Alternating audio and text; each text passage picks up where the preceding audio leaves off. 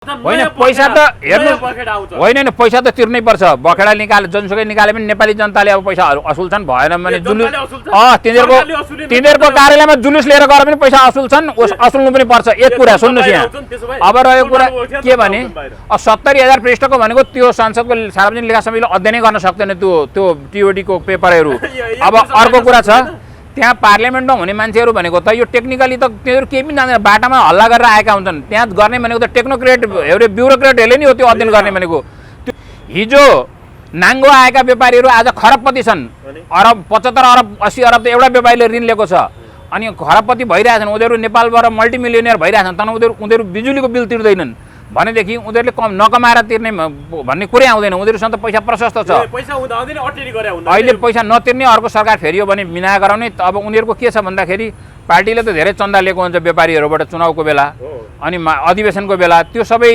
बापत उनीहरूले केही न केही गरिदिनु पर्ने हुन्छ अनि त्यो मिना गरिदिएपछि त फेरि माग्न मिल्यो नि त सरकारको यो नियत हुनसक्छ अनि तपाईँलाई म एउटा कुरा के भन्छु भनेदेखि म विगतमा हर्षमान भन्ने विद्युत प्राधिकरण कार्यकारी निर्देशक थिएँ 42 सालमा त्यो जब एमडी हुने बेलामा जब अथोरिटी बन्यो यो विद्युत प्राधिकरण पहिला चाहिँ जिएमहरू हुन्थे अब विद्युत विकास कर्पोरेसन विद्युत कम्पनीहरू थिए अनि पछि आएर चाहिँ यो अथोरिटी बन्यो हर्षमानदेखि कुलमानसम्म सबै म जान्दछु त्यसबिचमा थुप्रै एमडीहरू भए अब त्यति बेला अब यो प्राधिकरणमा एउटा इमान्दार एमडी सन्त बहादुर पुन भन्ने पनि भइरहेथे अन्यथा धेरै एमडीहरू यहाँ बसेका एमडीहरू छन् ती चाहिँ करप्टेड थिए हेर्नुहोस् यहाँ धेरैलाई भ्रष्टाचार लाग्यो बङ्गलादेशको घटनाबाट पनि शासनमा बस्नेहरू अहिले थर्किसकेका छन् भनौँ न यिनीहरूको मुटु चिसो भएको छ मैले पहिले पनि भनेको थिएँ तपाईँहरूलाई त्यो भएका दिन नेपालमा भएका 87 मान्छेहरूलाई ठुला मान्छेहरूको निन्द्रा हराम भएको छ रातभरि सुतेका छैनन् छटपटेका छन् बङ्गलादेशको घटना भएको दिन जुन दिन भागिन् नि शेख हसिना वाजे त्यो दिन त सबै सुत्दैनन् यहाँ नेताहरू अब सर्वप्रथम यहाँले मलाई डेडिकेटेडको कुरा गर्नुभयो अहिले डेडिकेटेडमा 3 पक्ष होइन 2 पक्ष लडाइँ हो एकातिर सरकार र व्यापारीहरू एक पक्ष छन् भने नेपाल विद्युत प्राधिकरण र नेपाली जनता अर्को पक्ष छन् अब सरकार विद्युत प्राधिकरणको रकमलाई जसरी हुन्छ व्यापारीलाई राहत दिएर उनीहरूलाई बचाउन चाहन्छ उनीहरूले भरसक नतिरे पनि हुन्छ भन्ने खालको मकसद सरकारमा छ र सार्वजनिक लेखा समितिका सभापति पोखरेलजी छन् जो उनले त एउटा बाहिरबाट ल्याएर एउटा कागज ल्याएर अनि त्यसमा बाहिरबाटको एजेन्डा प्रवेश गराउन खोजेर अरूले तयार गरिदिएको एजेन्डा तयार गराउन खोजेर उनले चाहिँ त्यो विद्युतको बिल चाहिँ भुक्तानी नगराइकन त्यसबाट व्यक्तिगत रूपमा लाभ लिन खोजे त्यो अत्यन्त निन्दनीय र भत्सना योग्य काम हो भन्दैछु हो अनि त्यति बेला त्यही भित्रका अरू प्रतिपक्षी होइन सत्तारूढ दलकै सांसदहरूले पनि त्यसलाई विरोध गरे यो पोखरेलले गरेको एउटा निन्दनीय कार्य हो सार्वजनिक लेखा समितिमा बसेर सरकारको पक्षमा सरकारको बचाउमा काम गर्नुपर्नेमा उनले जसरी व्यापारीहरूको पक्षमा काम गर्न खोजेर देश र जनतालाई डुबाउन खोजे प्राधिकरणलाई डुबाउन खोजे त्यसको बारेमा सबैले आफ्नो ठाउँबाट प्रतिकार गर्नुपर्छ र सरकारले जसरी पनि हुन्छ सरकार भनौँ या विद्युत प्राधिकरणले जसरी पनि त्यो बकैता असुल गर्नुपर्छ त्यो एउटा ठाउँमा छ कुलमान घिसिङले जुन पत्रकार सम्मेलन गर्नुभएको छ त्यो पत्रकार सम्मेलनमा एउटा फेरिस्त देखाइएको छ कुलमान घिसिङ विद्युत प्राधिकरणको कार्यकारी निर्देशक बनेर आउनु अघि देश अन्धकारमा थियो देशमा 18 घण्टा लोड सेडिङ थियो हेर्नुहोस् म यो नेपाल विद्युत प्राधिकरणलाई 2042 सालमा जब विद्युत प्राधिकरण बन्यो एचएमजी को अन्डरटेकिङ अन्तर्गत यो छुट्टै अथोरिटी बन्यो फुल स्वायत्ता सहित त्यो बेलादेखि नै अध्ययन गर्छु त्यति बेलाका अब प्रमुखहरू भनौँ पहिलाका विद्युत प्राधिकरणका होइन मुकेश काफले त हिजो अस्तिका हुन् अब कुलमानदेखि अब पहिला अगाडिका धेरै 10औं जना चाहिँ प्रमुख भए त्यसमा अनि ती सबै व्यक्तित्वहरूलाई पनि म उनीहरूले चाहिँ सफा गर्न सकेनन् होइन यस्तो छ अब यस्तो छ त्यहाँ केही राम्रा मानिसहरू पनि थिए कतिपय मानिसहरू चाहिँ त्यहाँ भ्रष्टाचारको आलमा डुबेका मानिसहरू पनि थिए अनि त्यसले गर्दाखेरि प्राधिकरणमा अब स्वच्छताको अभियान आउन सकेन अब अन्धकार भएका बेला कुलमान आएपछि केही ऱ्यापिडली कामहरू भए विद्युत प्राधिकरणमा त्यसमा कस्ता कस्ता कामहरू भए भन्दाखेरि तपाईँको धेरैवटा आयोजनाहरू प्रगतिमा बढे जो थ्यात्मरिएर रहेका थिए काम नभएका थिए ती आयोजनाहरू कम्प्लिसन भए कतिपय कम्प्लिसन हुन गइरहेका छन् हेर्नुहोस् अब तपाईँलाई म एउटा कुरा हेरेर भन्छु के छ भन्दाखेरि 72-73 सालमा नेपालमा विद्युतीकरणको प्रतिशत भनेको 58% अथवा 58% थियो। नेपालको आधा जनसङ्ख्या विद्युतीकरणबाट पहुँचबाट बाहिर 21औं शताब्दीको यो समयमा पनि विद्युतीकरणबाट वञ्चित थियो। त्यो अहिले लगभग 7% भनौँ 79% भन्दा माथि गइसकेको छ। त्यो पनि अहिले विद्युतीकरण हुँदैछ। 3 करोड जनसङ्ख्या हेर्नुस्, 3 लाख मात्रै त्यसबाहेक पहुँच बाहिर छ। 3 लाख जति हुन्छ। अब त्यति बेला चाहिँ 29,70,000 ग्राहक थिए विद्युत प्राधिकरणका। ती चाहिँ गृहस्थ र औद्योगिक अनि त्यसबाहेक अन्य जस्तो सामाजिक उसमा भनौँ मन्दिर मठ, अब त्यस पछाडि आएर सिँचाइका विद्युतका मन्दिरका सार्वजनिक उसका अहिले चाहिँ त्यो बढेर 29,35,000 पुगे। त्यति बेला 3 अर्ब 72 करोड युनिट विद्युत खपत हुनेमा अहिले 10 अर्ब 23 करोड पुगेको छ। यो हिसाबले यसलाई चाहिँ एउटा अब ऱ्यापिडली बिजुलीमा ऱ्यापिड चेन्ज भयो। इभोल्युसनै भनौँ, क्रान्ति हो, रिभोल्युसन भनौँ या इभोल्युसन भनौँ। अनि यो एउटा विकासको क्रमलाई इभोल्युसनै भनौँ, इभोल्युसनै भयो एउटा। त्यसले गर्दा कुलमानलाई अब सबै कुरामा नकारात्मक ढङ्गले हामीले हेर्न हुँदैन। यद्यपि अब अहिलेको कुरामा कुलमानलाई यो विद्युतको पैसा उठाउने कुरामा मैले जहिले पनि समर्थन गर्छु। अन्य कुनै ठाउँमा उनीबाट चुकेका छन्, उनले गलत गरेका छन् भनेदेखि त्यसमा छुट्टै निकायले हेर्छ, अख्तियारले हेर्ला, सतर्कताले हेर्ला अथवा कसले हेर्ला, सरकारले हेर्ला। कतिपयले 1 अर्ब भ्रष्टाचार गरे कुलमानले भनेर दाजुभाइ पोसे भन्ने कुरा प्रमाण लिएर आउनु पर्यो हैन? यसो छ, हैन उजुरी गर्नु पर्यो नि त। कुलमानले भ्रष्टाचार गरे पनि त्यो हेर्ने काम अख्तियार दुरुपयोग अनुसन्धान आएको हो। तर यो त्यो भन्दैमा यो विद्युतको महसुल उठाउनु हुँदैन भन्नु त भएन नि हामी राष्ट्रवादी मान्छेहरूले। त्यसर्थ यो विद्युतको महसुल उठाउनुपर्छ र यसमा सरकारलाई पुरा हामीले विद्युत प्राधिकरणलाई सहयोग गर्नुपर्छ। म सरकारलाई पनि खबरदारी गर्न चाहन्छु, तपाईँ जनताको 50 रुपियाँ बिल तिर्न नसक्दाखेरि लाइन काट्नुहुन्छ र त्यो पैसा भुक्तानी गरेर पुनः जरिमाना लिएर मात्रै विद्युत जोड्न आदेश दिनुहुन्छ भने यहाँ तपाईँको 8 अर्ब 25 करोड रुपियाँ विद्युतको महसुल बक्यौता महसुल नतिर्दाखेरि तपाईँ लाइन जोड्न जबरजस्ती लाउनुहुन्छ। पिएमलाई म भन्न चाहन्छु भने यो देश कसरी विकास हुन्छ? तपाईँ व्यापारीको पक्षमा ढाल भनेर उभिने कि नेपाली जनताको पक्षमा, नेपाली जनताको एउटा संस्था भनौँ इन्स्टिट्युसनको पक्षमा, एउटा अथोरिटीको पक्षमा उभिने? त्यो उहाँले त्यसमा अब आफ्नो निर्णय गर्नुपर्छ र त्यो खुला रूपमा भन्न सक्नुपर्छ प्रधानमन्त्रीले। प्रधानमन्त्री रोस्टरमा गएर के भन्नुभयो तपाईँलाई थाहा होला नि, व्यापारीसँग पैसा छ भने यसको त पैसा छ भनेर काम माग्न पाइन्छ सम्म भन्नुभयो के? होइन, माग्न भने के भिख मागेको हो आफूले सुविधा। तपाईँको एउटा कुरा सुन्नुहोस्, यस्तो देश लोड सेडिङमा भएकालाई, जनता अन्धकारमा भएकालाई उनीहरूलाई 24 घण्टा बिजुली दिएको थियो। अनि सुन्नुहोस्, तपाईँलाई म एउटा कुरा भन्छु, त्यो सुविधा पाए बापत उनीहरूले अलिकति 50% कति बढी महसुल मागेको। त्यति बेला मान्छे 50 रुपियाँ युनिटमा डिजल इन्जिन चलाएर जेनेरेटर चलाएर पनि बिजुली पाउन लालायत थिए। 50 रुपियाँ युनिटमा पनि विद्युत लिन तयार थिए। त्यति बेला 10 को साटो 15 पर्यो होला, तर त्यो पैसा तिर्दिन भन्न अब पाइँदैन हो। त्यसले गर्दाखेरि यो विद्युतको महसुल जसरी पनि उठाउनुपर्छ। अब तपाईँलाई म अरू पनि कुराहरू भन्छु। अहिले तपाईँको पहिला 131 युनिट विद्युत प्रति व्यक्ति खपत थियो भने अहिले त्यो 400 युनिट पुगिसक्यो। एक व्यक्तिले वर्षभरिमा 400 युनिट विद्युत खपत गर्छ। यो पर क्यापिटा जसरी हिसाब निकालिन्छ त्यसरी प्रत्येक नागरिकले र अब हेर्नुहोस् यहाँ अब विद्युतका प्रोजेक्टहरू कम्प्लिसन भइरहेका छन्। 456 को तामाकोसी कम्प्लिसन भयो। अब त्यसपछि आएर 102 मेगावाटको मध्य भोटेकोसी पनि कम्प्लिट भइसकेको छ। तर त्यहाँ ट्रान्समिसन लाइन तान्न नदिएर, त्यहाँका जिल्लाका नेताहरूले ट्रान्समिसन लाइन तान्न नदिएर, अब मोहनबहादुर बस्नेतको राजनीतिले गर्दाखेरि त्यहाँ ट्रान्समिसन तान्न पाइएन। त्यो तान्न नपाएकाले गर्दा विद्युत चाहिँ अब त्यहाँ अहिले उत्पादन हुने समय भइसक्यो, तर त्यहाँ विद्युत चाहिँ उत्पादन हुन सकेको छैन। त्यहाँ एउटा बर्बाद पारिएको छ। अब तपाईँको आएर सान्जेन छ, अब माथिल्लो सान्जेन 14.8 को छ, चिलिमे छ तपाईँको तल्लो अनि सान्जेन जलविद्युत 42.5 को छ। अनि त्यसपछि आएर अर्को तनहु हाइड्रोमा काम भइराखेको छ। त्यहाँ धेरै विद्युतहरू आइरहेछन् र यसरी बिजुलीको पैसा उठेन भने त्यस्ता प्रोजेक्टहरू कसरी कम्प्लिसन हुन्छ?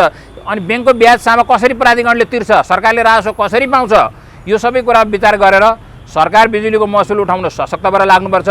प्राधिकरण लागेको छ, कुलमान र उहाँको टिम छ अहिले। तर तपाईँलाई थाहा छ नि अब त कि उद्योगीहरूलाई लाइन जोड्दिनु छैन भने तपाईँको बारेमा हामी निर्णय गर्छौँ भनेर प्रधानमन्त्री भनिसक्नु। यसको अर्थ कुलमानलाई हटाउने तयारी कुलमानलाई अहिले विभिन्न किसिमले हटाउन पाखा लाउन खोजिएको हो। तर अहिले कुलमान हट्ने अवस्था छैन, स्थिति पनि छैन। कुलमानको पक्षमा अहिले जनताको राजीनामा त दिँदैनन् हैन? होइन, कुलमानलाई जनताको अहिले चाहिँ जनताको समर्थन छ। अब कुलमानको अब धेरै छैन, 1 वर्ष टर्म छ यो। अब आउँदो यो समय पुरा हुनलाई अब आजकै 1 वर्ष, ठ्याक्कै 1 वर्ष पछाडि 25 साउनको 1 वर्ष पछाडि उनको टर्म सकिन्छ। त्यस पछाडि उनको समय थप्ने नसक्ने सरकारले जानोस्, त्यो उनको कुरा हो। तर अहिले तत्कालै कुलमानलाई हटाउनु हुँदैन, किनभने यी अन्डरगोइङ प्रोजेक्टहरू छन् नि, अनगोइङ प्रोजेक्टहरू, यी अनगोइङ प्रोजेक्टहरूलाई कम्प्लिसन गर्नुपर्छ। ट्रान्समिसनमा धेरै कामहरू बाँकी छन्, थत्मरिया छन्, काम गर्न नदिएर ट्रान्समिसनको कामहरू बढाएका छैनन्। सब स्टेसनहरू बनिरहेका छन्। अब तपाईँको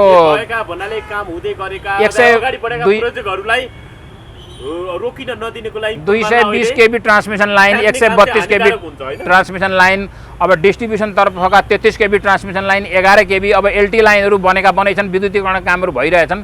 त्यो कामलाई अगाडि बढाउनलाई तत्काललाई कुलमानलाई परिवर्तन गर्नुभन्दा कुलमानलाई निर्देशन सरकारले दिन सक्छ, निर्देशन दियोस्, काममा उनलाई अब तदारुकता देखाउन अझ बढी पेलोस्, काम लियोस्, उनलाई पेलेर काम लियोस्, तर पेलेर हटाउने नीति चाहिँ नलियोस्। कुलमानबाट कति काम लिन सक्छ, कुलमानलाई दुने काम गरोस् सरकारले। हामीसँग संवाद गर्नको लागि वरिष्ठ पत्रकार तथा राजनीतिक विश्लेषक प्रदीप कुमार प्रसाई हुन्छ। प्रसाईजी नमस्ते, यहाँलाई स्वागत छ। धन्यवाद। अहिले यो डेडिकेटेड फिडर र ट्रङ्क लाइन मार्फत बिजुलीको महसुल तिर्ने विषयमा चाहिँ उद्योगीहरू, सरकार अनि कुलमान घिसिङ जो नेपाल विद्युत प्राधिकरण कार्यकारी निर्देशक हुनुहुन्छ, उहाँबिचको त्रिपक्षीय विवाद, द्विपक्षीय भनौँ, अब उद्योगी पक्षमा त सरकार आफै लागेको कुराहरू तपाईँलाई थाहा छ। कुलमान भर्सेस सरकार, कुलमान भर्सेस उद्योगी जस्तो पनि देखिया छ। कुलमान घिसिङले पत्रकार सम्मेलन गरेर आफ्नो कार्यकालमा के कति प्रगति भए, कसरी घाटामा रहेको नेपाल विद्युत प्राधिकरण नाफा गयो भन्ने कुराहरूदेखि लिएर हिजो मात्रै तपाईँलाई थाहा भयो होला। जस्तो उद्योगीहरूले 6वटा उद्योगको विशेष गरी चर्चा छ अहिले। हामीसँग बिलै छैन, हामीलाई बिलै नदिने प्राधिकरण अनि पैसा मात्रै लिन खोज्ने, के आधारमा तिर्ने भनिराख्दाखेरि 70,000 पृष्ठ त्यो डेडिकेटेड फिडर ट्रङ्क लाइन मार्फत बिजुलीको महसुलको त्यो डाटा सहित विवरण सार्वजनिक लेखा समितिमा विद्युत प्राधिकरणले पठायो भन्ने कुराहरू नै आयो। यसले गर्दाखेरि अब उद्योगीहरू चाहिँ चयनको निन्दा सुत्न सक्दैन, उनीहरूको होस आवाज उड्यो भन्ने पनि बाहिर चर्चा भएको छ। पत्रकार सम्मेलन मार्फत कुलमान जे जति प्रगति विवरण सुनाउनु भयो, कसरी हेर्नु भएको छ यसलाई तपाईँले? अब सर्वप्रथम यहाँले मलाई डेडिकेटेडको कुरा गर्नुभयो। अहिले डेडिकेटेडमा 3 पक्ष होइन, 2 पक्ष लडाइँ हो। एकातिर सरकार र व्यापारीहरू एक पक्ष छन् भने नेपाल विद्युत प्राधिकरण र नेपाली जनता अर्को पक्ष छन्। अब सरकार विद्युत प्राधिकरणको रकमलाई जसरी हुन्छ व्यापारीलाई राहत दिएर उनीहरूलाई बचाउन चाहन्छ, उनीहरूले भरसक नतिरे पनि हुन्छ भन्ने खालको मकसद सरकारमा छ। र सार्वजनिक लेखा समितिका सभापति पोखरेलजी छन् जो उनले त एउटा बाहिरबाट ल्याएर एउटा कागज ल्याएर अनि त्यसमा बाहिरबाटको एजेन्डा प्रवेश गराउन खोजेर, अरूले तयार गरिदिएको एजेन्डा तयार गराउन खोजेर उनले चाहिँ त्यो विद्युतको बिल चाहिँ भुक्तानी नगराइकन त्यसबाट व्यक्तिगत रूपमा लाभ लिन खोजे। त्यो अत्यन्त निन्दनीय र भत्सना योग्य काम हो भन्दैछु हो। अनि त्यति बेला त्यहीँ भित्रका अरू प्रतिपक्षी होइन सत्तारूढ दलकै सांसदहरूले पनि त्यसलाई विरोध गरे। यो पोखरेलले गरेको एउटा निन्दनीय कार्य हो। सार्वजनिक लेखा समितिमा बसेर सरकारको पक्षमा, सरकारको बचाउमा काम गर्नुपर्नेमा उनले जसरी व्यापारीहरूको पक्षमा काम गर्न खोजेर देश र जनतालाई डुबाउन खोजे, प्राधिकरणलाई डुबाउन खोजे, त्यसको बारेमा सबैले आफ्नो ठाउँबाट प्रतिकार गर्नुपर्छ। र सरकारले जसरी पनि हुन्छ, सरकार भनौँ या विद्युत प्राधिकरणले जसरी पनि त्यो बकैता असुल गर्नुपर्छ, त्यो एउटा ठाउँमा छ। त्यसमा विद्युत प्राधिकरण र नेपाली जनता एकातिर छन्, सरकार र व्यापारीहरू अर्को पक्षमा छन्। रह्यो अब कुलमान घिसिङले जुन पत्रकार सम्मेलन गर्नुभएको छ, त्यो पत्रकार सम्मेलनमा एउटा फेरिस्त देखाइएको छ। कुलमान घिसिङ विद्युत प्राधिकरणको कार्यकारी निर्देशक बनेर आउनु अघि देश अन्धकारमा थियो, देशमा 18 घण्टा लोड सेडिङ थियो। हेर्नुहोस्, म यो नेपाल विद्युत प्राधिकरणलाई 2042 सालमा जब विद्युत प्राधिकरण बन्यो, एचएमजी को अन्डरटेकिङ अन्तर्गत यो छुट्टै अथोरिटी बन्यो फुल सहायता सहित, त्यो बेलादेखि नै अध्ययन गर्छु। त्यति बेलाका अब प्रमुखहरू भनौँ, पहिलाका विद्युत प्राधिकरणका होइन, मुकेश काफ्ले त हिजो अस्तिका हुन्। अब कुलमानदेखि अब पहिला अगाडिका धेरै 10औं जना चाहिँ प्रमुख भए त्यसमा। अनि ती सबै व्यक्तित्वहरूलाई पनि उनीहरूले चाहिँ सफा गर्न सकेनन् होइन, यस्तो छ। अब यस्तो छ, त्यहाँ केही राम्रा मानिसहरू पनि थिए, कतिपय मानिसहरू चाहिँ त्यहाँ भ्रष्टाचारको आलमा डुबेका मानिसहरू पनि थिए। अनि त्यसले गर्दाखेरि प्राधिकरणमा अब स्वच्छताको अभियान आउन सकेन। अब अन्धकार भएका बेला कुलमान आएपछि केही ऱ्यापिडली कामहरू भए विद्युत प्राधिकरणमा। त्यसमा कस्ता कस्ता कामहरू भए भन्दाखेरि तपाईँको धेरैवटा आयोजनाहरू प्रगतिमा बढे, जो थ्यात्मरिएर रहेका थिए, काम नभएका थिए, ती आयोजनाहरू कम्प्लिसन भए, कतिपय कम्प्लिसन हुन गइरहेका छन्। हेर्नुहोस्, अब तपाईँलाई म एउटा कुरा हेरेर भन्छु के छ भन्दाखेरि 72-73 सालमा नेपालमा विद्युतीकरणको प्रतिशत भनेको 58% अथवा 58% थियो। नेपालको आधा जनसङ्ख्या विद्युतीकरणबाट 21औं शताब्दीको यो समयमा पनि विद्युतीकरणबाट वञ्चित थियो। त्यो अहिले लगभग 7% भनौँ 79% भन्दा माथि गइसकेको छ। त्यो पनि अहिले विद्युतीकरण हुँदैछ। 3 करोड जनसङ्ख्या हेर्नुहोस्, 3 लाख मात्रै त्यसबाहेक अब त्यति बेर चाहिँ 29,70,000 ग्राहक थिए विद्युत प्राधिकरणका। ती चाहिँ गृहस्थ र औद्योगिक अनि त्यसबाहेक अन्य जस्तो सामाजिक उसमा भनौँ मन्दिर मठ, अब त्यस पछाडि आएर सिँचाइका विद्युतका मन्दिरका सार्वजनिक उसका अहिले चाहिँ त्यो बढेर 29,35,000 पुगे। त्यति बेर 3 अर्ब 72 करोड युनिट विद्युत खपत हुनेमा अहिले 10 अर्ब 23 करोड पुगेको छ। यो हिसाबले यसलाई चाहिँ एउटा अब ऱ्यापिडली बिजुलीमा ऱ्यापिड चेन्ज भयो, इभोल्युसनै भनौँ, क्रान्ति हो, रिभोल्युसन भनौँ या इभोल्युसन भनौँ। अनि यो एउटा विकासको क्रमलाई इभोल्युसनै भनौँ, इभोल्युसनै भयो एउटा। त्यसले गर्दा कुलमानलाई अब सबै कुरामा नकारात्मक ढङ्गले हामीले हेर्न हुँदैन। यद्यपि अब अहिलेको कुरामा कुलमानलाई यो विद्युतको पैसा उठाउने कुरामा मैले जहिले पनि समर्थन गर्छु।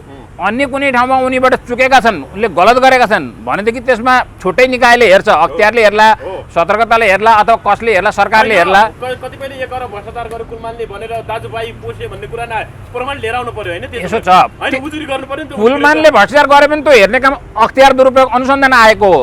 तर यो त्यो भन्दैमा यो विद्युतको महसुल उठाउनु हुँदैन भन्नु त भएन नि हामी राष्ट्रवादी मान्छेहरूले। त्यसर्थ यो विद्युतको महसुल उठाउनुपर्छ र यसमा सरकारलाई पुरा हामीले विद्युत प्राधिकरणलाई सहयोग गर्नुपर्छ। म सरकारलाई पनि खबरदारी गर्न चाहन्छु, तपाईँ जनताको 50 रुपियाँ बिल तिर्न नसक्दाखेरि लाइन काट्नुहुन्छ र त्यो पैसा भुक्तानी गरेर पुनः जरिमाना लिएर मात्रै विद्युत जोड्न आदेश दिनुहुन्छ भने यहाँ तपाईँको 8 अर्ब 25 करोड रुपियाँ विद्युतको महसुल बक्यौता महसुल नतिर्दाखेरि तपाईँ लाइन जोड्न जबरजस्ती लाउनुहुन्छ। पिएमलाई म भन्न चाहन्छु भने यो देश कसरी विकास हुन्छ? तपाईँ व्यापारीको पक्षमा ढाल भनेर उभिने कि नेपाली जनताको पक्षमा, नेपाली जनताको एउटा संस्था भनौँ इन्स्टिट्युसनको पक्षमा, एउटा अथोरिटीको पक्षमा उभिने? त्यो उहाँले त्यसमा अब आफ्नो निर्णय गर्नुपर्छ र त्यो खुला रूपमा भन्न सक्नुपर्छ प्रधानमन्त्रीले। प्रधानमन्त्री रोस्टरमा गएर के भन्नुभयो तपाईँलाई थाहा होला नि, व्यापारीसँग पैसा छ भने यसको त पैसा छ भनेर काम माग्न पाइन्छ सम्म भन्नुभयो के? होइन, माग्न भने के भिख मागेको हो, आफूले सुविधा। तपाईँको एउटा कुरा सुन्नुहोस्, यस्तो देश लोड सेडिङमा भएकालाई, जनता अन्धकारमा भएकालाई उनीहरूलाई 24 घण्टा बिजुली दिएको थियो। अनि सुन्नुहोस्, तपाईँलाई म एउटा कुरा भन्छु, त्यो सुविधा पाए बापत उनीहरूले अलिकति 50% कति बढी महसुल मागेको। त्यति बेला मान्छे 50 रुपियाँ युनिटमा डिजल इन्जिन चलाएर जेनेरेटर चलाएर पनि बिजुली पाउन लालायत थिए। 50 रुपियाँ युनिटमा पनि विद्युत लिन तयार थिए। त्यति बेला 10 को साँठो 15 पर्यो होला, तर त्यो पैसा तिर्दैन भन्न अब पाइँदैन हो। त्यसले गर्दाखेरि यो विद्युतको महसुल जसरी पनि उठाउनुपर्छ। अब तपाईँलाई म अरू पनि कुराहरू भन्छु। अहिले तपाईँको पहिला 131 युनिट विद्युत प्रति व्यक्ति खपत थियो भने अहिले त्यो 400 युनिट पुगिसक्यो। एक व्यक्तिले वर्षभरिमा 400 युनिट विद्युत खपत गर्छ।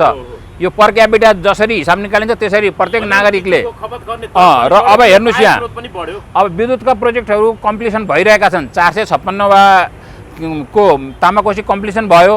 अब त्यसपछि आएर 102 मेगावाटको मध्यभोटे कोशी पनि कम्प्लिट भइसकेको छ। तर त्यहाँ ट्रान्समिसन लाइन तान्न नदिएर, त्यहाँका जिल्लाका नेताहरूले ट्रान्समिसन लाइन तान्न नदिएर, अब मोहनबहादुर बस्नेतको राजनीतिले गर्दाखेरि त्यहाँ ट्रान्समिसन तान्न पाइएन। त्यो तान्न नपाएकाले गर्दा विद्युत चाहिँ अब त्यहाँ अहिले उत्पादन हुने समय भइसक्यो, तर त्यहाँ विद्युत चाहिँ उत्पादन हुन सकेको छैन। त्यहाँ एउटा बर्बाद पारिएको छ। अब तपाईँको आएर सान्जेन छ, अब माथिल्लो सान्जेन 14.8 को छ, चिलिमे छ तपाईँको तल्लो अनि सान्जेन जलविद्युत 42.5 को छ। अनि त्यसपछि आएर अर्को तनहु हाइड्रोमा काम भइराखेको छ। त्यहाँ धेरै विद्युतहरू आइरहेछन् र यसरी बिजुलीको पैसा उठेन भने त्यस्ता प्रोजेक्टहरू कसरी कम्प्लिसन हुन्छ? अनि ब्याङ्कको ब्याज सामा कसरी प्राधिकरणले तिर्छ? सरकारले राजस्व कसरी पाउँछ? यो सबै कुरा विचार गरेर सरकार बिजुलीको महसुल उठाउन सशक्त भएर लाग्नुपर्छ। प्राधिकरण लागेको छ, कुलमान र उहाँको टिम छ अहिले। तर तपाईँलाई थाहा छ नि अब त कि उद्योगीहरूलाई लाइन जोडिदिनु छैन भने तपाईँको बारेमा हामी निर्णय गर्छौँ भनेर प्रधानमन्त्री भनिसक्नु। यसको अर्थ कुलमानलाई हटाउने तयारी कुलमानलाई अहिले विभिन्न किसिमले हटाउन पाखा लाउन खोजिएको हो, तर अहिले कुलमान हट्ने अवस्था छैन, स्थिति पनि छैन। कुलमानको पक्षमा अहिले जनताको राजीनामा त दिँदैनन् होइन, कुलमानलाई जनताको अहिले चाहिँ जनताको समर्थन छ। अब कुलमानको अब धेरै छैन, 1 वर्ष टर्म छ यो, अब आउँदो यो समय पुरा हुनलाई अब आजकै 1 वर्ष ठ्याक्कै 1 वर्ष पछाडि 25 साउनको 1 वर्ष पछाडि उनको टर्म सकिन्छ। त्यस पछाडि उनको समय थप्ने नसक्ने सरकारले जानोस्, त्यो उनको कुरा हो। तर अहिले तत्कालै कुलमानलाई हटाउनु हुँदैन, किनभने यी अन्डरगोइङ प्रोजेक्टहरू छन् नि, अनगोइङ प्रोजेक्टहरू, यी अनगोइङ प्रोजेक्टहरूलाई कम्प्लिसन गर्नुपर्छ। ट्रान्समिसनमा धेरै कामहरू बाँकी छन्, थत्मरिया छन्, काम गर्न नदिएर ट्रान्समिसनको कामहरू बढाएका छैनन्। सब स्टेसनहरू बनिरहेका छन्। अब तपाईँको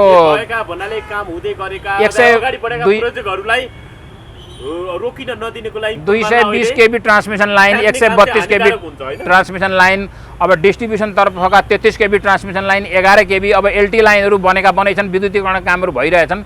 त्यो कामलाई अगाडि बढाउनलाई तत्काललाई कुलमानलाई परिवर्तन गर्नुभन्दा कुलमानलाई निर्देशन सरकारले दिन सक्छ, निर्देशन दियोस्, काममा उसलाई अब तदारुकता देखाउन अझ बढी पेलोस्, काम लियोस्, उसलाई पेलेर काम लियोस्, तर पेलेर हटाउने नीति चाहिँ नलियोस्। कुलमानबाट कति काम लिन सक्छ, कुलमानलाई दुने काम गरोस् सरकारले, तर कुलमानलाई क्रस गर्ने यो सरकार किन उद्योगीहरूको पक्षमा लागेको छ प्रदीप सर? अब यस्तो छ, यो पार्टीहरू भनेको के छ भने बिजुलीको बिल नतिरे बगैँचा नतिरे पनि यस्तो छ, उनीहरूले कमाउँछ अनि तिर्छन् पो भन्छ चन्दा। यस्तो छ, यो कुरा के छ भने व्यापारीहरूले अरबौँ कमाएका छन्। हेर्नुहोस्, एउटा कुरा भन्छु, हिजो नाङ्गो आएका व्यापारीहरू आज खरबपति छन्।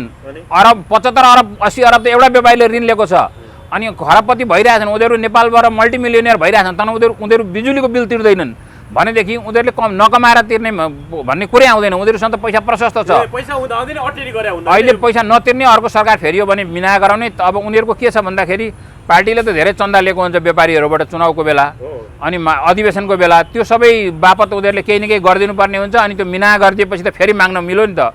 सरकारको यो नियत हुनसक्छ। अनि तपाईँलाई म एउटा कुरा के भन्छु भनेदेखि, म विगतमा हर्षमान भन्ने विद्युत प्राधिकरण कार्यकारी निर्देशक थिएँ 42 सालमा। त्यो जब एमडी हुने बेलामा जब अथोरिटी बन्यो यो विद्युत प्राधिकरण, पहिला चाहिँ जिएमहरू हुन्थे, अब विद्युत विकास कर्पोरेसन विद्युत कम्पनीहरू थिए, अनि पछि आएर चाहिँ यो अथोरिटी बन्यो। हर्षमानदेखि कुलमानसम्म सबै म जान्दछु। त्यसबिचमा थुप्रै एमडीहरू भए। अब त्यति बेला अब यो प्राधिकरणमा एउटा इमान्दार एमडी सन्त बहादुर पुन भन्ने पनि भइरहेथे। अन्यथा धेरै एमडीहरू यहाँ बसेका एमडीहरू छन्, ती चाहिँ करप्टेड थिए। हेर्नुहोस्, यहाँ धेरैलाई भ्रष्टाचार लाग्यो। अब यसमा तपाईँको इतिहास खोतल्दै गयो भने अब कीर्तिजन ठाकुर भए, अब अजित नारायण सिंह थापा भए, अब त्यस पछाडि आएर विष्णुम मल्ल भए, ती पिउनसँग पनि घुस खान्थे, ती मरेर गइसके। सुन्नुहोस् यहाँ, अब त्यस पछाडि आएर रामेश्वर यादव भए, ती सोझो थिए तर तिनलाई पनि अख्तियार लाग्यो। त्यस पछाडि आएर ती एकजना जीवेन्द्र झा भन्ने भए, एमडी भए। यसको सबै म इतिहासै जान्दछु विद्युत प्राधिकरणको। काफ्ले भए, अब देवी प्रसाद बाँस्तोला भए, कति हितेन्द्रदेव साक्य केही समय भए, तर ऊ कुलमान पछाडि भयो। उनले धेरै समय काम गर्न पाएनन्, उनले धेरै काम गर्न पाएनन्।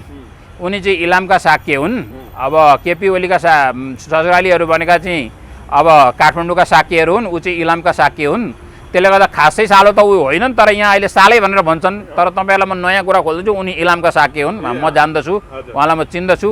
उहाँ धेरै करप्टेड होइन, त्यस्तो करप्टेड मान्छे होइन उहाँ त्यस्तो जथाभावी गर्ने खालको होइन। तर काम गर्नमा अब कति एफिसियन्सी थियो, के थियो, काम गर्न सक्दैन त्यो आफ्नो ठाउँमा छ।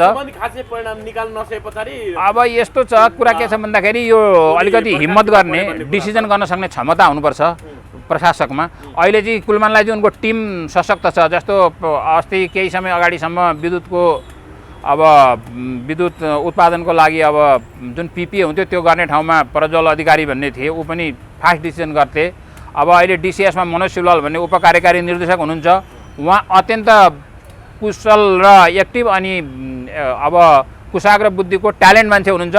उहाँको सहयोगले गर्दाखेरि कुलमानहरू सफल भइरहेछन्। उहाँको टिमबाट उहाँलाई धेरै सहयोग छ, कर्मचारीले पनि सहयोग गरिरहेका छन्, ब्याकिङ धेरै राम्रो छ। अब यहाँनिर अब अर्को कुरा, जस्तो केही दिन अगाडि मात्रै, 1 हप्ता अगाडि मात्रै वर्तमान सरकारले चाहिँ कुलमानको पक्षमा लाग्ने बिजुलीको पक्षता उद्योगीहरूले तिर्नुपर्छ भनेर त्यो अडानमा कायम हुने, त्यो अडानमा बस्ने दुईजना व्यक्तिहरू भक्तबहादुर पुन र कपिल आचार्य, जो नेपाल विद्युत प्राधिकरणको बोर्डको नेपाल विद्युत प्राधिकरण बोर्डको कार्यकारी सदस्य हुनुहुन्छ उहाँहरूलाई बर्खास्त गरेको थियो सरकारले।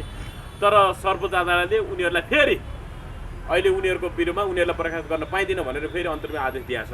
यसलाई कसरी हेर्नु भएको एकपछि अर्को अब एउटा कुरा के छ भने नि उल्टिरहेका एउटा कुरा के बुझ्नुहोस् भने नि सञ्चालक समिति भनेको नि आफ्नो आफ्नो राय दिन पाइन्छ। विज्ञहरूलाई लिने आफ्नो आफ्नो राय दिने हो। राय दिँदैमा उसलाई हटाइहाल्नु पर्दैन। कसैले त्यहाँ चित्त बुझेन नोट अफ डिसिसन लेख्न पाइन्छ, अदरवाइज लेख्न पाइँदैन भने त्यो डेमोक्रेटिक भन्दैछु त त्यो डेमोक्रेटिक एक्सर्साइज होइन। किनभने तपाईँले बोर्डमा सबैले एउटै समान मत राख्ने हो भने त सबैमा एउटै मान्छेले गर्दा भइहाल्यो नि। त्यहाँ असमान मत पनि हुन्छ, त्यहाँ त्यो मतसँग बाजिन पाइन्छन्।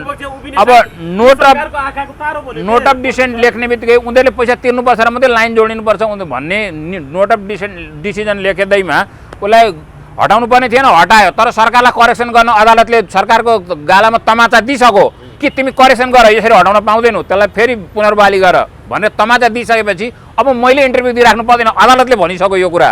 त्यसले गर्दा त्यो सरकारको निर्णय गलत थियो, यति बुझ्नुहोस्।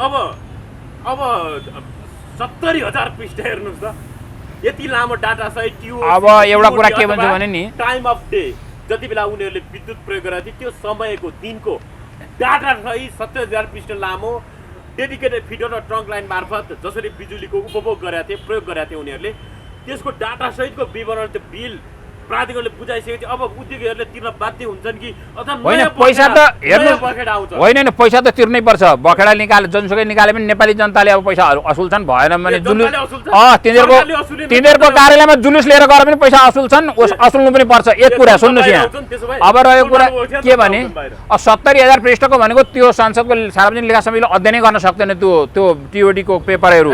अब अर्को कुरा छ त्यहाँ पार्लियामेन्टमा हुने मान्छेहरू भनेको त यो टेक्निकली त तिनीहरू केही पनि जान्दैन, बाटामा हल्ला गरेर आएका हुन्छन्। त्यहाँ गर्ने भनेको त टेक्नोक्रेट एउटा ब्युरोक्रेटहरूले नि हो त्यो अध्ययन गर्ने भनेको। त्यो गर्ने भनेको त बिलिङ सम्बन्धी एक्सपर्ट भएका अब म्यानेजमेन्टका मान्छेहरूले गर्ने हो। अब त्यसमा के बुझ्नु त्यहाँ ए बाबा हेरेर पढ्न नसक्ने मान्छेहरू छन् त्यो समितिमा। त्यहाँ पार्टीको जुलुस मात्रै लाएर आएका त्यस्ता मान्छेहरूले कसरी त्यहाँ त्यसलाई होइन क्रान्तिकारी कुरा गर्नु, बाटामा हल्ला गर्नु एउटा कुरा, कुनै खास विषयमा तपाईँले एक्सपर्टिज हुनु, तपाईँको विशेषज्ञता हासिल गर्नु भनेको त त्यसमा त लागि पर्नु पऱ्यो, अध्ययन हुनु पऱ्यो, लामो समयको तपाईँको डेडिकेसन हुनु पऱ्यो, अनि पो विद्वता हुन्छ त। भाषण गर्दा कराउँदै बाटैमा उखान टुक्का हान्दैमा तपाईँको विज्ञ हुन्छ त? उखान टुक्काले विज्ञ हुने भए त तपाईँको अब किन विशेषज्ञहरूलाई हायर गर्नु? 20 लाख 30 लाख तलब दिएर अब केही लाग्दैन। अब बिजुली बिल थिएन भन्थ्यो, अब बिल पनि अब आयो।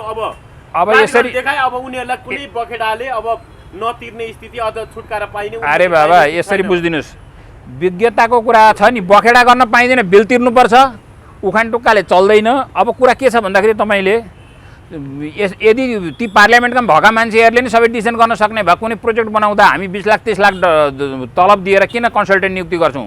विज्ञताकै लागि गरेको। अनि सांसदहरूले के गर्न सक्छन्? सांसदले त एउटा राजनीति एउटा निर्देशन दिने हो, एउटा गाइडलाइन मात्रै हो नि सांसदहरूले गर्ने भनेको त। तर यो यो नली भन्ने कुरा त हुनै सक्दैन। अदालतले उठा भनिसकेको छ, प्राधिकरणको बोर्डले उठा भनेको छ, मन्त्री परिषदले निर्णय गरेर उठा भनेको छ कि विगतको मन्त्री परिषदको निर्णय मान्दिन भन्न सक्नु पर्यो।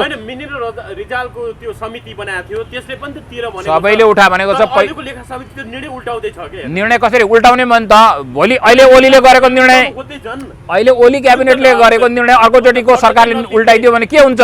पक्षमा उभिएको जस्तो देखिया छ। वैधानिकता प्राप्त गरेर बनेको समितिलाई को निर्णय कसैले उल्टाउन सक्दैन। त्यो भयो भने आजको सरकारको निर्णय भोलिको सरकारले उल्टाइदिने, भोलिको सरकारको निर्णय पर्सिको सरकारले उल्टाइदिने, त्यो भयो भने त देशै भएन। अराजकता निम्ति चाहिँ अनि वैधानिक ढङ्गले कसरी तपाईँको सरकार बनेको मानियो त? यो त अन्त्यमा आइसकेको छ पृथ्वी सरकार। कति बेला अब कुलमानलाई हटायो भने कुलमान भर्सेस ओली जस्तो देखिया छ। अहिले कुलमानलाई प्राधिकरण हटाइयो भने यो सत्ता ढल्छ भनिरहेका छन्, के होला तपाईँ? अब पब्लिकमा व्यापक चरम असन्तुष्टि छ, त्यसले गर्दाखेरि अब कुलमानलाई हटाइँदैन। अब हटाइयो भने के हो? अहिले तत्काल अहिले कुलमानलाई तत्काल हटाइँदैन, किनभने बङ्गलादेशको घटनाबाट पनि शासनमा बस्नेहरू अहिले थर्किसकेका छन् भनौँ न। यिनीहरूको मुटु चिसो भएको छ। मैले पहिले पनि भनेको थिएँ तपाईँहरूलाई, त्यो भएका दिन नेपालमा भएका सत्तासीन मान्छेहरूलाई, ठुला मान्छेहरूको निन्द्रा हराम भएको छ, रातभरि सुतेका छैनन्, छटपटेका छन् बङ्गलादेशको घटना भएको दिन। जुन दिन भागिन् नि शेख हसिना वाजे, त्यो दिन त सबै सुत्दैनन् यहाँ नेताहरू रातभरि। त्यसले गर्दाखेरि अब अहिले त्यस्तो हटाउने केही छैन। अब 1 वर्षमा उनको समय पनि पुरा हुन्छ, त्यस पछाडि अब सरकारले कुन सरकार हुन्छ के हुन्छ निर्णय कस्तो लिन्छ त्यो आफ्नो ठाउँमा छ। अहिले किन हटाउनु पर्यो? आखिर अर्को मान्छे ल्याउँदैमा जादु नै हुने पनि त होइन नि त। होइन, तर तपाईँलाई थाहा छ नि ती उद्योगहरूमा लाइन जोड्नुहोस्, होइन भने तपाईँको बारेमा हामी निर्णय गर्छौँ, त्यसको अर्थ हामी हटाउँछौँ भन्न खोज्यो नि त। होइन, त्यही भन्नु त्यो अब अलिकति थ्रेटनकै भाषा हो, त्यो सफ्ट माइल्ड भाषामा पनि त्यस कुरालाई भन्न सकिन्थ्यो। अब सरकारको कोषमा पैसा जम्मा गर्छु भन्दाखेरि त्यो किसिमको भाषा प्रधानमन्त्रीले प्रयोग नगर्नु पर्थ्यो, उहाँले गर्नुभयो। अब त्यो राजनैतिक भाषा मानिँदैन, म यति कुरा भन्न चाहन्छु। हस्, यो महत्त्वपूर्ण संवाद र समयको लागि प्रतिनिधि सर धेरै धेरै धन्यवाद। केही छ यो कुलमानको विषयमा सुझाव सल्लाह तपाईँलाई? अब म के भन्न चाहन्छु भने कुलमानजीलाई नडराउनुहोस् कुलमानजी, हामी साथमा छौँ पनि भनेका छन्। म के भन्न चाहन्छु भने हेर्नुहोस्, अहिले तपाईँको विद्युत प्राधिकरणका प्रोजेक्टहरू बनिरहेछन्, अब ट्रान्समिसनको कामहरू रोकिएको छ, त्यसले गर्दाखेरि बनिसकेका विद्युत प्रोजेक्टहरूबाट लाइन चार्ज गरेर बिजुली अब टर्बाइन चलाएर बिजुली निकालेर प्रसारण लाइनमा पठाउन सकिएको छैन र त्यसमा धेरैजसो अब अहिलेका सत्तारूढ दलका मान्छेहरू नि लागिरहेछन्। उदाहरणको रूपमा म तपाईँलाई मध्य भोटेकोसीको उदाहरण दिन्छु। त्यहाँ 102 मेगावाटको प्रोजेक्ट कम्प्लिसन भइसकेको छ। त्यहाँ अलिअलि त्यो टनेलमा कता सिपेज भएर अलिअलि त्यो अब ग्राउटिङ श्राउटिङ के काम भइरहेछ, त्यो लगभग तयारी भएछ, तर त्यहाँ पोल गाड्न दिएको छैन 4वटा। अब त्यस्ता समस्याहरू समाधान गर्न लाग्नुहोस् र वर्तमान प्रधानमन्त्रीले पनि त्यो कुरा समाधानको लागि सहयोग गर्नुपर्छ र छिटै नेपाललाई अब विद्युतले सबै झिलिमिली पार्नुपर्छ र औद्योगिक उत्पादनमा जानुपर्छ। यसैमा हाम्रो भविष्य छ र यो काममा सबैले सहयोग पुर्याउनुपर्छ भन्ने मेरो धारणा छ। कुलमानलाई 1 2 3 भन्नुहोस्, कुलमान भने कस्तो व्यक्ति रहेछ? अब कुलमान भनेको काम गर्ने, हेर्नुहोस् यहाँ अब कुलमानले धेरै खायो भन्छन्, खाए पनि पहिलाको त कामै नगरी खान्थ्यो, अहिले त काम गरेर खाएको छ उसले त।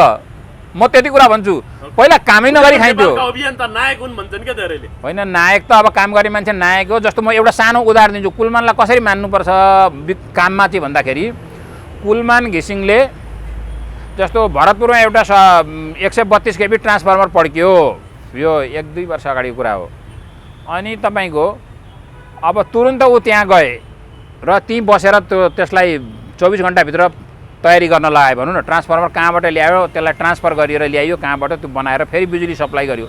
तर मलाई पहिला थाहा छ विद्युत प्राधिकरणमा चितवनमा पहिला पनि ट्रान्सफर्मर पड्केको थियो। त्यो पड्किँदाखेरि अब लानबाट एउटा 132 केबीको ट्रान्सफर्मर ल्याउनु पर्ने, ठुलो अब 30 टन तान्ने गाडीमा हालेर ल्याउनु पर्ने, त्यो उठाएर ल्याउनै 15 दिन लाग्यो। सुन्नुहोस् है, म तपाईँलाई भन्छु, त्यो इन्स्टल गर्दा अनि बिजुली फेरि सुचारू गर्न त्यहाँ महिनौँ दिन लागेको थियो। मलाई यो घटना थाहा छ। त्यति बेला चाहिँ विद्युतको डाइरेक्टर पनि त्यो फिल्डमा गएको थिएनन्, अहिले त म्यानेजिङ डाइरेक्टरै गयो। त्यसले कुलमान काम चाहिँ गर्ने हुन्, अब त्यसमा कसैले शङ्का नगरे हुन्छ। एउटा डेडिकेसन छ कामप्रति, उनी मेहनती हुन्। अब पहाडमा जन्मेको, दुःख गरेको, उसलाई सामान्य काम गर्न कुनै गाह्रो पनि लाग्दैन। अब डाँडाकाँडा उकाली ओह्रालीमा हुर्केको बढेको अब सामान्य मान्छेको छोरो दुःख गरेको हो र न त्यो काम गर्न सक्दैन। यहाँका सुविधाभोगी मानिसहरू जो छन् नि, धनी माने विदेशमा पढेका आभिजात्य वर्गका एरिस्टोक्रेटहरू, तिनीहरूले त्यसरी फिल्डमा गएर काम गर्दैनन्, त्यसले गर्दा कामको परिणाम ढिलो आउँछ। यिनमा मिलिटेन्सी छ, त्यसैले गर्दा काम भइरहेको छ। यो महत्त्वपूर्ण संवादलाई धन्यवाद। धन्यवाद।